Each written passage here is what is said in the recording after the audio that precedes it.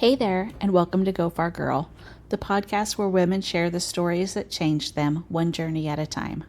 I'm your host, Chantel. I'm a travel writer and a lifelong wanderer, and I believe that every mile we travel brings us closer to the strongest, boldest, most authentic versions of ourselves. Each week, I'll sit down with incredible women to talk about the trips that shaped them, the lessons they learned along the way, and the power of going far in every sense of the word. So grab your coffee, your journal, or your carry-on, and let's dive in. Today on Go Far Girl, I'm joined with Carrie. She's a seasoned traveler, a former dancer, a therapist, and a school psychologist who now brings the world to life through storytelling and practical advice. Carrie views travel through both an artistic and a human-centered lens, which I think is so cool to get kind of both angles on things. And today she's going to share with us how her relationship with travel has changed from the time she was young to when she studied abroad in college and to now as an older adult, how her travel has changed. So she's going to talk to us about what changes with us, how we gain and grow through travel, and how we can continue that no matter what stage of life we're in. So Carrie, welcome. I'm so glad that you're here. Thank you so much for having me. I'm super excited about this. So I'll let you get going on your story. I was just going to ask you two super quick questions first to kind of get us all warmed up. Tell me your favorite destination you've ever been to, which I know is such a loaded question. Oh, wow, that's big. I know, That's really, but I feel like there's always one that just has your heart just a little bit more. yeah. I mean, I have places that I've been to and that I've loved, loved, loved. But I went to Ljubljana once. We Have you just heard of went it? last summer. Oh, and I called my husband. I said, "Honey, we're moving here." Like I walked around that town and I just thought, this is magic.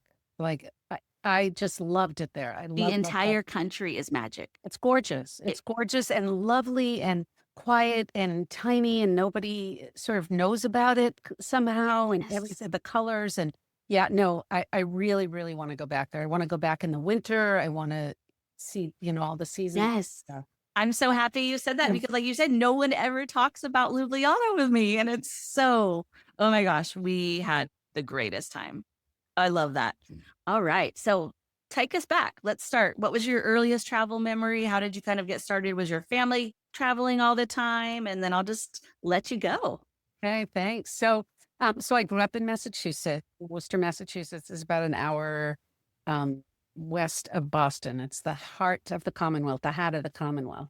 And I'm the youngest of four kids, and so my mom was a stay-at-home mom, as women were in the 50s and 60s, and so we did summer vacations to Cape Cod. That was our only travel, pretty much. We went for 2 weeks to the Cape. And then when I got a little bit older, we had cousins in Wisconsin, and those were like my first plane flights. Well, sometimes we drove to Wisconsin, but sometimes I flew out there. And so that was the beginning. But my mother had a very strong wanderlust that I think I sort of inherited. I remember being really little, sitting on the end of my bed, there was a window, and I'd look out and there were these hills near me. I later figured out they were just two neighborhoods away. It wasn't like far. But I was like really little, and I thought, oh, what did those people do all the way over there? Who are they? Like, I remember Oh my gosh. imagining, like, what if I could go there someday? Yeah.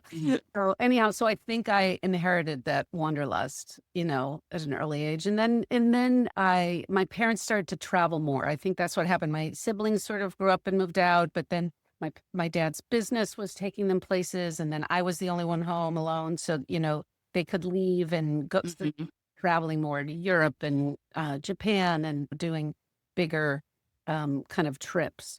And so I think I got more interested then. They didn't Did you get to go with them? No, you No, I didn't. did not. Okay. Not, but I got more and more interested. And then in college, by this point, I have all of my siblings had done some kind of study abroad or travel piece when they were in college or, that age.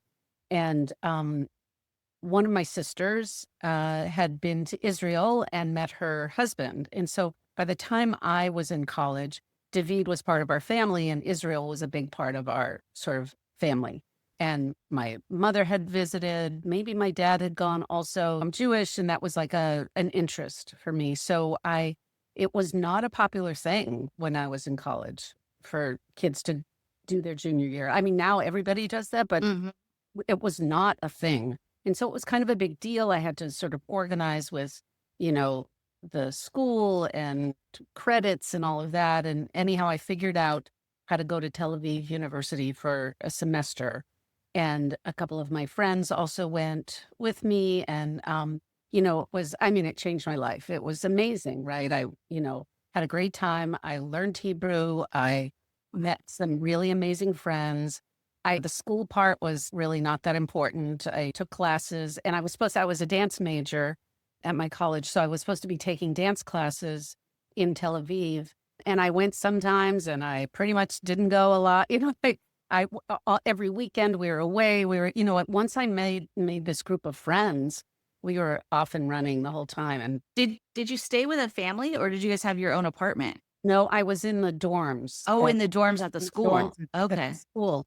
And so when the semester was over, friends of mine from home came to meet me, and the idea was we were gonna travel. And I'm not really sure how we pulled all this together, but we all decided, let's just stay in Israel for the summer. So we actually rented an apartment, and I got a job waitressing, and my Hebrew must have been good enough for me to do that because Yeah. I kind of it's not good enough now. I don't know how I did it. And you think back on, like, we didn't have cell phones, we didn't have computers. We wrote letters to come and meet me. How did I know that they were arriving at the airport? I wonder about Yeah. all that stuff. Like, how did we figure that out? How did we even know this apartment was for rent? Did we knock on door? Like, Yeah. yeah, I don't remember any of that. But anyhow, we spent the summer there in an apartment and then traveled a little bit, traveled to Greece and did some things coming home. But when I got back to school that fall semester after that whole big adventure, I'd been gone like 9 months or whatever. I just felt so different than my peer group. I felt like we were all seniors in college, and I had this big, massive, eye-opening experience, and I felt like nobody else did. No fault of theirs, but I had gone and seen the big world, and they You've had kind of gotten out of the bubble. right, because Yeah. I'd gone to London and Paris and spent all that time in Israel and went to Greece, and I'd done stuff. So that was that for me. I just kept wanting to travel after that. Then I was a dancer and I got connected to this woman who knew my parent. It was like this very random thing where I got hired to be in a Bugs Bunny show that was going to Mexico. So I was like, I was in because if they were going somewhere and I could dance in Mexico, what did I care? So I in fact was the Tasmanian devil. I was Bugs's understudy. Oh We my gosh. danced with a circus. It's called the Attidy Circus. I don't know if they still exist, but they were like the Barnum and Bailey of Mexico. They were like a very big deal circus in Mexico. And somehow they were connected to this Warner Brothers touring group where there was a Bugs Bunny storyline along with the baboon ladies and the elephants and the trapeze and the little people. It was just like this wild thing that happened. And we spent this summer in Mexico City with the circus people and these other dancers that were mostly everyone was living in New York at that time. I was the only one who hadn't been dancing in New York yet because I had just graduated college. So it was a wild time. It was really fun. I was Bugs's understudy. We toured around Mexico a little bit and we were on TV and stuff, but mostly we were at this big stadium in Mexico City. And at the end of the show, when I was understudying for Bugs, I would get picked up onto these two elephants' trunks, and I would swing on the elephants' trunks and have to wave up to the kids like way, way, way up in the stadium. It was kind of crazy. Yeah, I know. It is too bad that there's not a video recording of it. So that was great. It was great. And then when I came back, I moved to New York, and then I was auditioning and teaching exercise and dancing and waitressing and doing all the things to survive in New York. And then that same company, the Warner Brothers group, sent me on a couple more tours around the United States. And So then I was Daffy Duck for a few months, and yeah, I Say got that. paid and I got to travel, and it Yeah. was all good. It Did was you all love good. Mexico City? Did you get time when you were doing these shows to get out and explore a little bit, or was it really all Yes. work? Yeah, no, we everybody had one day off, 14 shows a week, like 3 shows on Sunday, 3 shows on Saturday. It was a very busy schedule. But this understudy system allowed everybody to have one day off, and you had a buddy who had your day off with you or something. So we could go to the pyramids and go to do different things. And there was a group of men who I don't know how they found us or we found them, but they were wealthy, like older men who just, of course, all these New York showgirls like were in town. So they wined and dined us. They took us to all these fancy restaurants and to the horse races, and they took us all around Mexico City, which is a very gorgeous. I don't know if you've ever I haven't been. been. Yeah. Very, very beautiful place. And so we got a little bit of everything. We got touring and seeing the historic sites, and then we got this other nightlife experience, and then Amazing. yeah. No, it was a pretty fun time. I was in my 20s. I mean, it was great. It was Yeah. great. Yeah. Yeah.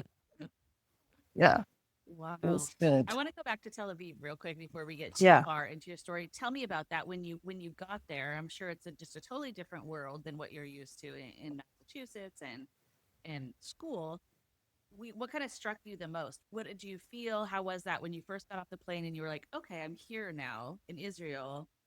Is it what you thought? Is it not what you thought? How did that sort of Okay. Well, so first, let's just preface this by I think everything's very different there now. course? Very, very different there now than it was in the 70s, right? So this was 1979. So a couple things are very striking there. It's old. Everything's really, really old, right? Like biblical old. Older than old, New England, older than old Europe. It's very, very old. So that is always hits me. Sort of anytime I'm at something very ancient, I have an emotional experience with that. It's that I can't really describe it other than that. So that's very striking. The other thing that, as a Jew, it's kind of uh, sort of profound that pretty much everybody's Jewish. Like all of a sudden, nobody is, and then everybody is, and so that was sort of interesting. So I remember those two things really affecting me. Plus the language, I mean, as you know, everyone around the world speaks English. They just all do. They grow up learning English, they speak English, they do, right? Right. Um, so, but when you're immersed someplace for that many months where you're not hearing English all the time, I don't remember being tired at the time, but I imagine it's pretty exhausting, right in the beginning. But then I was thinking, dreaming, yelling. I could like be sort of quick. I mean, my Hebrew is not good at all anymore because I don't. Did you know some Hebrew before you went? Okay, so good question. So growing up, I went to Hebrew school. We belonged to a temple, and so that all that meant was that I learned how to read and write Hebrew. So that helps me. Before I went, knowing that I was going to go, in that fall semester of my junior year, I did a very intensive Hebrew class. They didn't offer it at my college, but I did it on. Now, how did I do that online? Now that I'm thinking that there wasn't an online. So there was must have been some tapes, some recordings, like listen and Probably. repeat. I must have done. And then when I got there, I don't know, the first probably 5 weeks of the semester is we did what's called an ulpan, where that's all you do every day is learn Hebrew. Like you're not in the other classes. Like eventually I took an archaeology class and a music class and different things. But the beginning, you're learning Hebrew, so you learn fast, Makes sense. or faster than you would otherwise. Yeah, yeah. I was thinking about that even when we were in Slovenia, in Ljubljana, of course, where people spoke English, but we did kind of go into some remote areas and people really didn't speak as much. And I feel like when I go some places in Europe, Italy, Rome, or Italy, France, wherever, you have those same root words that you can kind of pick out. alphabet is the same. You can kind of get your way around. But in Slovenia, I didn't. And there were even in Greece, honestly, Greece is really hard for me to travel through because I don't recognize all the letters. I don't know what the sounds are. And Right. we'd go places and they wouldn't speak English or well enough. And we had to go to like a pharmacy and do all of these crazy things. And it made me think about people that come to the United States with not knowing the language as well and just trying to survive every single day, bring how exhausting that must be and just overwhelming because even if you know a little bit of English coming to this brand new country where all it is and it's surrounded, there's just things you're not going to know. And there's things that are going to take time. And it's just got to be so overstimulating. And I think more for people now than I did before because I know what it feels like, even just for 2 weeks, to be like, Right. I don't Right. know. And think about You know? immigrants. Yeah. Yeah. And they And come they and just there's figure, nobody to help them. yeah. There's like just about nobody that's speaking their language. You know, I mean, And there's, some people are kind of mean, right? Like, oh, you just speak English. Well, I can't. But I yeah. think that that's one of the good things about travel too, is it does open your eyes to certain things like that and makes you realize that there's so much more than like your center of the world. And I think it helps you like understand people on a different level too. Yeah. And it builds community. I remember this time at the end of that Israel trip, and then my friend and I went to Greece, and we were in Athens, and we got on the wrong bus, and we were trying to find the Acropolis, and nobody spoke English on the whole bus, not the bus driver, not one person on that bus. And so we're describing Acropolis, we're saying it, a million different ways, and we're trying to find, and then somebody, spoke French, and my friend spoke a little French, and then somebody else, so they were able to translate that. Somebody else spoke Hebrew, and then somebody else talked to me. So there was a way that like it took like 5 people on the bus to help us figure out that we were on the run bus and how to get on the right one and what to do. And people were willing to help. People were. I mean, that's one of my favorite things of traveling is that people by and large are really, really sweet and lovely and want to help. Oh, Yeah. It brings you back to humanity because I think a lot of times like we're just so busy and in our own head, we don't realize that. But yeah, it is so nice to yeah, see. yeah. No, that is really a beautiful part. All right. So after your dancing, then you Oh. had your family. Right. So then, yeah, so I left New York in sort of a weird state. Things were working out as well. And I had decided to go to graduate school to become a dance therapist. So I did that. And that's what led me to San Francisco because I spent a year in graduate school in New Hampshire and then came to San Francisco for my internship. And that's when I met my husband. Almost as soon as I got out here. Really? Through Is he from the Bay? yeah. Yeah. Okay. Yeah. And through a mutual friend, through a woman that I was a roommate, it's a long story. I won't bore you with that. But anyhow, I mean, it's a good story, but it's a long one. So, yeah, so I met him when I first moved out here. And then I was working as a dance therapist and we got married. And then a few years later, we had the girls. And so during that whole time, there wasn't a whole lot of travel, right? It was going back to Massachusetts to see my family, when the girls were little, getting them on airplanes like at 4 months old and schlepping them back, to Massachusetts. So that was the only travel we did pretty much when the girls were little. And then I was just dying to go somewhere. I was just so I remember this year when we said, okay, we're going to save up our money. We're going to take the girls to Europe. And they were in elementary school. They were little. And we figured out how to get them to London and Paris. And we had this amazing trip. We did this great, great trip with them when they were really young. And then that was that. Then we were all of us on board with, let's go anytime we can. Yeah. Yeah. Yeah. So both my girls, when they were in high school, both did a semester abroad in high school.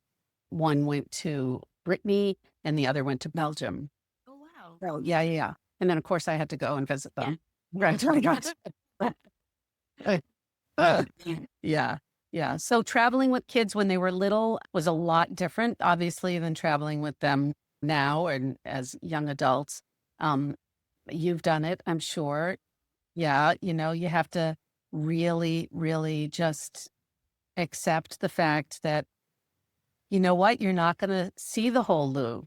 Okay. Well, she's outside the museum vomiting because she has really bad jet lag. So Dad, you stay with her. Mom will go in and see the Venus de Milo, come back out, take the other up, let's switch. But I mean, those kinds of things happen, you know? Yeah. I think my issue when the girls were little was that I wanted to see things and I wasn't planning around them and their needs. And I think that was a big error as a mom. I wasn't focused enough on the food and like when you need to eat and how often you need to stop. That's a good point. And I wasn't focused on how jet lagged they were going to be and how they weren't going to bounce back, quickly. And they weren't going to sleep okay and everything was going to be disrupted.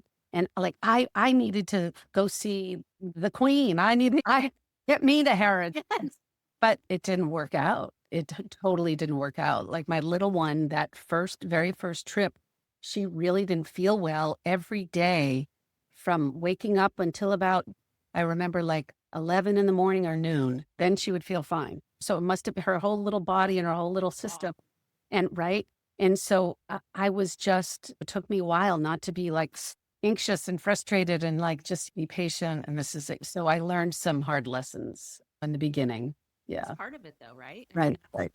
We still learn the lessons as we travel. We still do things where we're like, that sounded better in my head. Right. Right. So right. How are you traveling now? So the girls are older. So the girls are older and they do a lot of their own travel now. They're really good travelers and they love to go. And both, they did their high school abroad and then in college, they both did it abroad time. And so they're off and running. They would love to keep coming with us, but just recently we're in the place where they're working and we're retired. So we can't really afford the family of four. And that's why they want to go with you, because that's what my boys like. Oh, there's already Airbnb. Oh yeah, you're paying for it. Yeah, right. Exactly. Yeah. So now I would say in the past, for a long time I've had this group of girlfriends, the women that I literally grew up with. I've known them my whole life, and we do a trip not every year, but pretty much every year. And so we all have had our early marriages and our children and now our retirement age sort of all together. So those early trips would be maybe 2 nights away at like Yosemite. And then it started to be maybe 3 nights. And then it started to be maybe a bigger Airbnb or a nicer hotel. And then we went to Costa Rica and then we had to have a week and then we had to have chefs and then we had to... So that level of travel, because we've all sort of paralleled each other's lives in terms of time, finances, all those things, we've been able to really do some fabulous trips with that group of girlfriends, which is great. Just keep leveling up together. And yeah. No, we just went to Death Valley together, which have you done a Death Valley? How is it? Unbelievable. It's a place like it's been on my bucket list for a long time, and I live in California, but I had never been. It is like being on a different planet. Every place in that national park looks different than your sand dunes and desert, and then there's these salt flats, and then there's these red rock mountains, like in Utah or Arizona, and then there's these golden mountains, and then. It's really, you're on the moon all the time. And is it Artist Point or something where there's colors in the... Yep. There's a place called Artist Palette and there's green and pink and gold and it's really magnificent. Honestly, there's a volcanic crater there. You could drive for hours and hours and still be in the national park. Where did you guys stay? So this is what works for us, for this group of girlfriends who like the luxury stay, because there's 2 places. One is called the Oasis Inn and one is the Oasis Ranch. And the ranch is supposed to be the sort of the less luxury, but there are these gorgeous cabins, like these they're very cute cottages that, two people into a cottage in this nice little village. It's very quaint, it's beautiful. There's a swimming pool, there's restaurants, there's a little general store, there's a shuttle that takes you to the fancier inn with the nicer restaurant. When originally we were going to stay at the inn, but it was much more expensive and they actually didn't have rooms for us for those days or something. But we're so happy we ended up at the cottages at the ranch because they were really, really nice, really nice. So I highly recommend Death Valley. Great. It was So really we're trying to see all the national parks, so we do need to get there eventually. But Yeah. yeah, it's just one that I always just don't think about, I guess, when I'm planning. Well, you can't go in the summer, obviously. No, sure. In the Yeah. climate, it's- Yeah. Yeah. So springtime is the best. We were hoping for wildflowers, like they're supposed to be super bloom, but apparently it happens like every decade. So we did not see one flower. We No? When did you No. go? What month were you there? Just last month. Yeah. Okay. Yeah. No flowers, no wildlife, but it didn't matter. It was great. So stunning. I love that it's so different than other places too. That's cool. Mm-hmm. Yeah. So are you doing solo travel right now too, or just So, so my husband and I have a 35th wedding anniversary trip, and we're going to be gone the whole month of September. Basically, we're going to um, London and Ireland and Scotland and Portugal. Well, Okay, well, I'll have to talk to you about it because I'm super excited. Yeah, oh my can't wait. have you been? Just No, no. You're gonna want to move there Oh, really? in one day. You're gonna be like, Okay. "We're leaving." Okay. I don't know if they have like some sort of like drug in the air or something, but it just you breathe it and then it gets to you and it never leaves. I'll be just like doing the dishes. Sometimes I'm like, I should just go to Scotland. Like it's just, I don't know. I can't wait for you. Oh my gosh. I Okay. cannot Okay. wait for How you. long were you there? We were there 6, 7, 8 days, 7 or 8 days. Oh, okay. So we did a girls trip there last year. Jesse from Brighter Things and I hosted some girls and we went. Jesse goes about like 5 times a year. She is like Oh. obsessed with it. And I was like, yeah, I'll go. But now I'm obsessed with it. And I mean, oh my gosh, I can't. Well, this will Oh, I'm super excited. 27 episodes on my love of Scotland. But and then so what I did is we went with the girls to Scotland. We did Edinburgh and then up to Inverness and over to Isle of Skye. We did like an Outlander tour to all the castles from the movie scene. It was really cool. But then when everyone left, I took a train to York and stayed for a week by myself in York. Oh. Met up with my friend Cora Lee, who lives in Harrogate, pretty close to York. So she took me up through like Northmoor Park and over to some of the abbeys, and it was the best trip. But 100%. Oh, can't wait. I Scotland, can't you are wait. just gonna have the stuff for you. Yeah, we're very excited. We're very excited. So that'll be we haven't done a big trip, just the two of us, ever like that. I think the last time we were in Europe, we had the girls with us and it was 2019. It was Christmas time. We often will travel at Christmas time. That's my birthday time. And that's when everybody had time off. Now my husband and I are not working as much, but the girls would have it off. And so we often travel then. And we all got a little bit sick at the end of that trip. And who knows if it was COVID or not, I was gonna say it's right in that time frame. It was right. It was December Yeah. of 2019 was the last time we went to Europe together. But then I got to go. So here's another thing that I launched my getting paid to travel the episode of my life. We have friends my husband's a musician, and we have friends who own a company that takes high school and college orchestras and choirs around the world to festivals and performances and that sort of thing. And a few years ago, it was 2022, or maybe it was 21. Anyhow, it was in pandemic time. She called me on a Tuesday in the summer and said, do you want to go to Europe on Thursday? One of her workers had gotten COVID and couldn't go.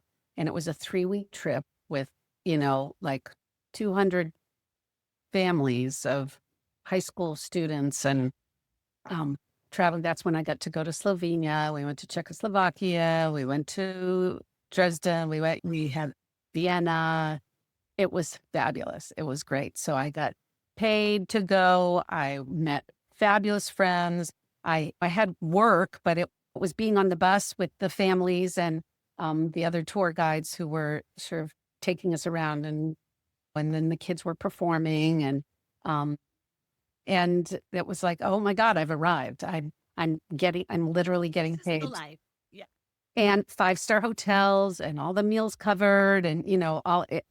Yeah, it was good. It was really good. So that same company has just asked me to go to Australia this summer.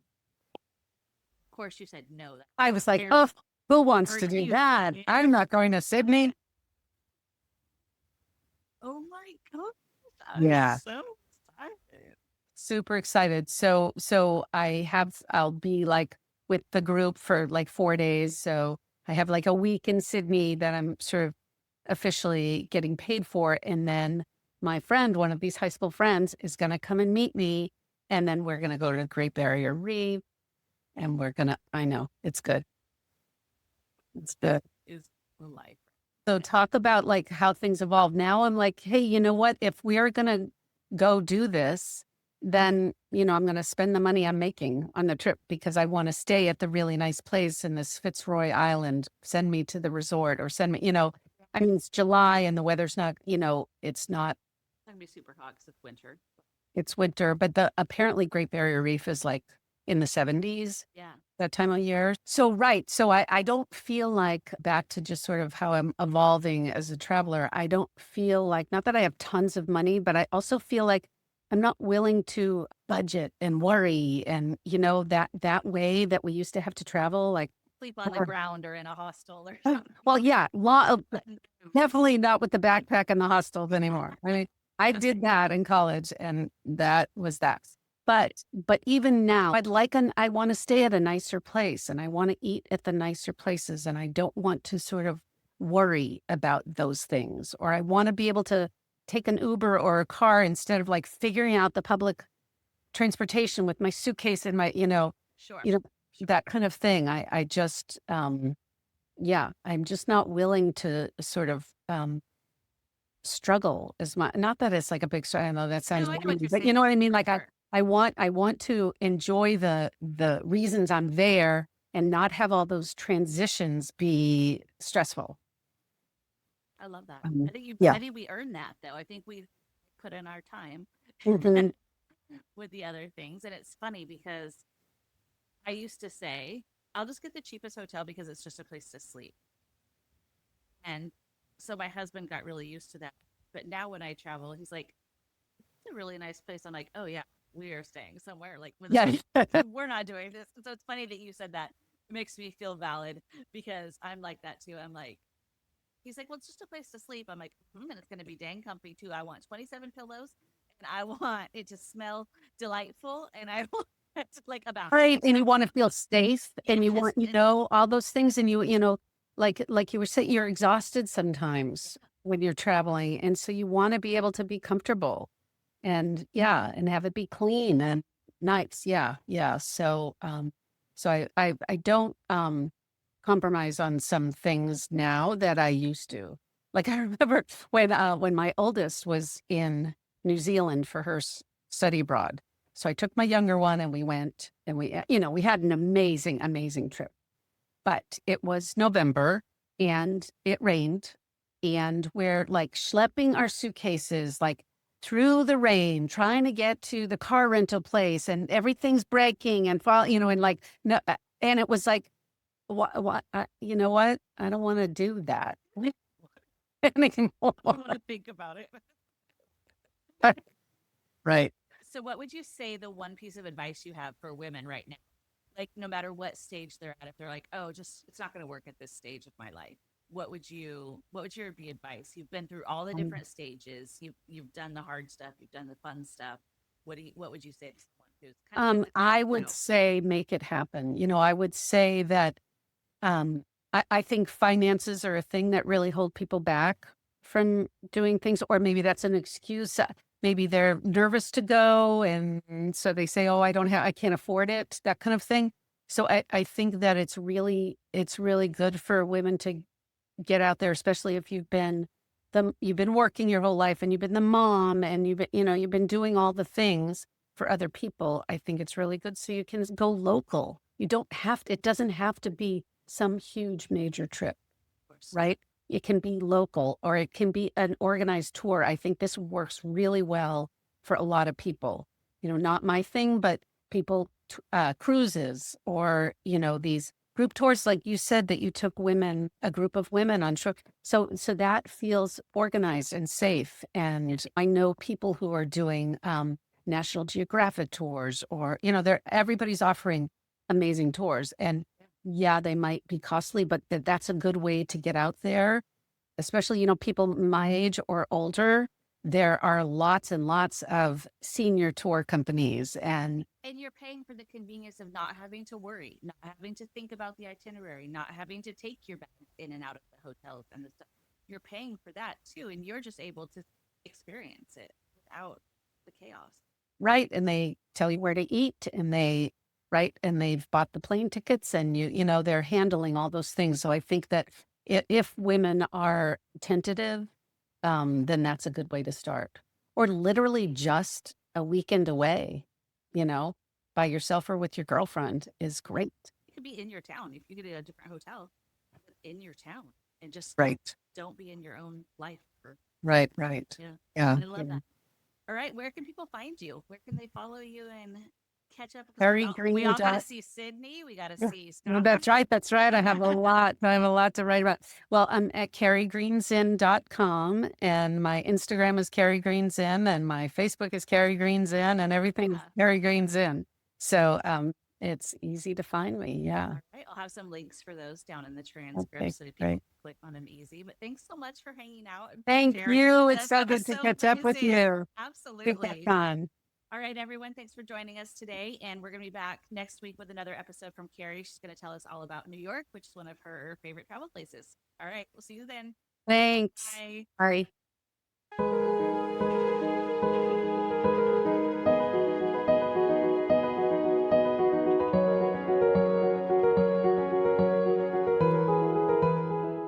Thanks so much for listening to Go Far Girl. If this episode made you smile, dream a little bigger, or realize it's never too late to book the trip, I'd be so grateful if you'd share it with a friend.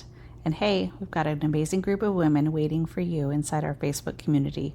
Just search Go Far Girl. Come on in and say hi. And until next time, keep exploring, keep growing, and never stop going far.